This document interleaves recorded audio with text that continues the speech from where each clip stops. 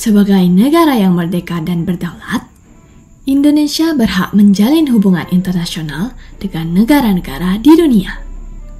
Menjalin hubungan internasional merupakan salah satu perwujudan tujuan nasional Indonesia seperti tertuang dalam alinea keempat pembukaan Undang-Undang Dasar Negara Republik Indonesia tahun 1945. Halo semuanya! Jadi kami dari kelompok 1 dari kelas 11 MIPA 1 akan membahas tentang Indonesia dan juga hubungan internasional. Nah, sebelumnya kalian udah pada tahu nggak sih apa itu hubungan internasional?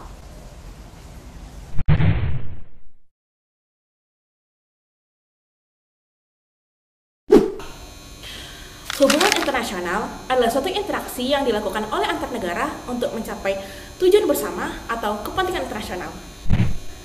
Nah, dalam melakukan hubungan internasional ini, negara-negara perlu tahu nih asas-asas yang harus ditaati.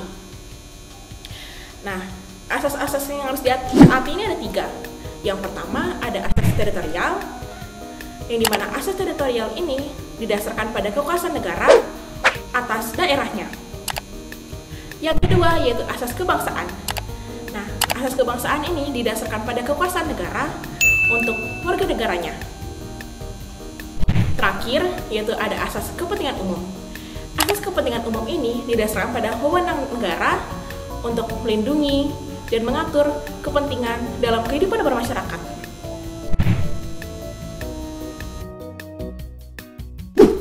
Hubungan internasional bertujuan untuk memecahkan masalah-masalah global yang dihadapi semua negara, baik dalam bidang ekonomi, politik, hukum, sosial budaya, serta pertahanan dan keamanan.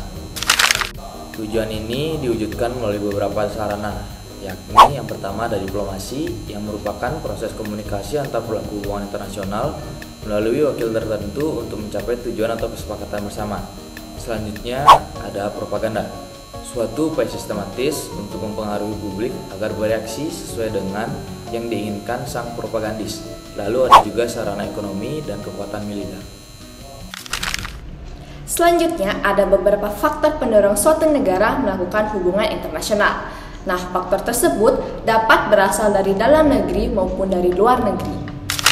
Nah, yang pertama yaitu faktor internal atau faktor yang berasal dari dalam negeri, seperti kekhawatiran adanya ancaman dari dalam negeri, misalnya kudeta. Nah, keinginan meningkatkan kesejahteraan nasional serta keinginan mewujudkan kepentingan nasional.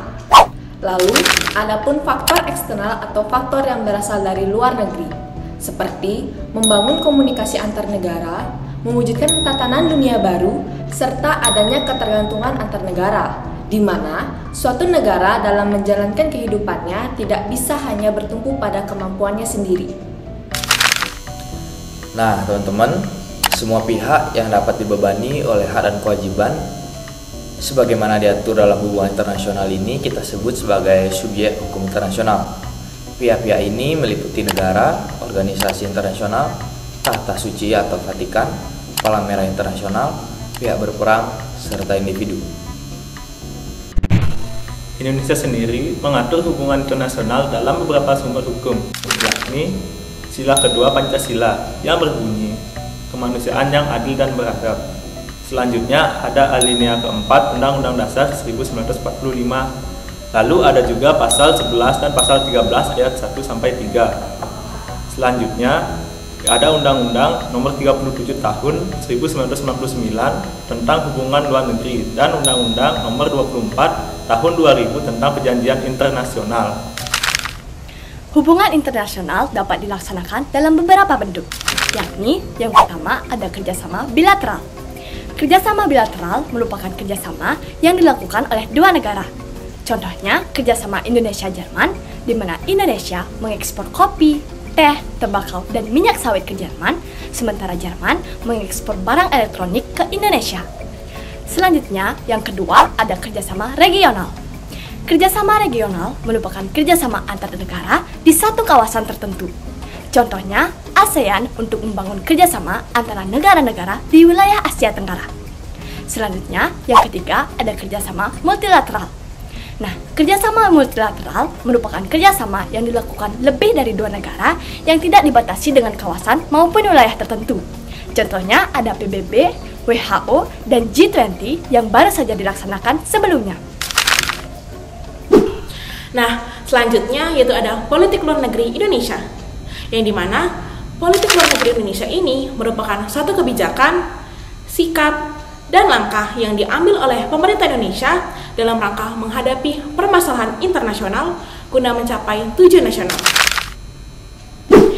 Pada tanggal 2 September 1948, Muhammad Hatta mengemukakan asas politik luar negeri Indonesia yang bebas dan aktif, di mana bebas adalah bahwa Indonesia tidak berpihak dengan suatu negara tertentu atau blok tertentu yang ada di dunia.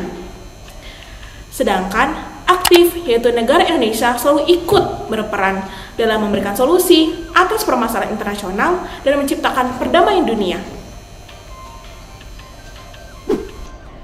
Berbicara tentang peranan Indonesia dalam perdamaian dunia, pentingnya organisasi internasional adalah karena kerjasama antar negara atau warga negara memungkinkan terlembaganya nilai-nilai bersama.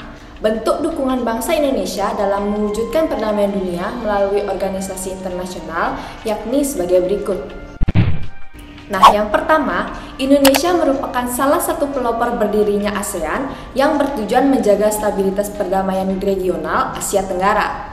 Nah, yang kedua, mengirimkan misi perdamaian di Perserikatan Bangsa-Bangsa yang bergabung dalam misi Republik Indonesia atau misi RIGA. Nah, salah satunya pengiriman kontingen Garuda untuk menjaga perdamaian dunia. Nah, yang ketiga, penyelenggara Konferensi Asia Afrika atau KAA pada tahun 1955 yang berpengaruh besar dalam upaya mengakhiri penjajahan di seluruh dunia secara damai, khususnya di Asia dan di Afrika. Nah, yang keempat, aktif dalam gerakan non-blok atau GNB yang bertujuan meredakan ketegangan dunia akibat pengaruh blok barat maupun blok timur dalam perang dingin serta memecahkan masalah-masalah dunia berdasarkan asas keadilan. Nah, yang terakhir, aktif dalam organisasi OPEC yang merupakan negara-negara pengekspor minyak.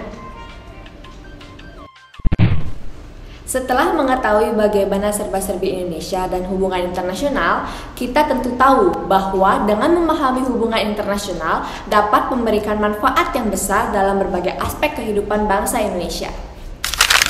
Nah, yang pertama, dalam bidang ideologi, masyarakat dapat memegang teguh ideologi Pancasila sehingga tidak akan mudah terpengaruh oleh ideologi negara lain dalam hubungan internasional. Nah, yang kedua, dalam bidang politik, dapat memperkuat kepentingan nasional terutama kebijakan publik. Selanjutnya, dalam bidang ekonomi, dapat meningkatkan daya saing kualitas produksi serta memperluas pemasaran untuk meningkatkan ekonomi. Nah, yang keempat, dalam bidang sosial budaya, merupakan suatu pembinaan dan pengembangan nilai-nilai dalam sosial dan budaya bangsa. Yang terakhir, dalam bidang pertahanan dan keamanan, menjadi sarana untuk menciptakan perdamaian dunia dan membantu stabilitas dunia internasional. Hubungan internasional penting dilaksanakan untuk mewujudkan suatu perdamaian dunia. Sebagai generasi muda penerus bangsa, mari tingkatkan wawasan kita agar dapat ikut mewujudkan cita-cita bangsa. Sekian dari kelompok 1, sampai jumpa di kesempatan berikutnya. Dadah!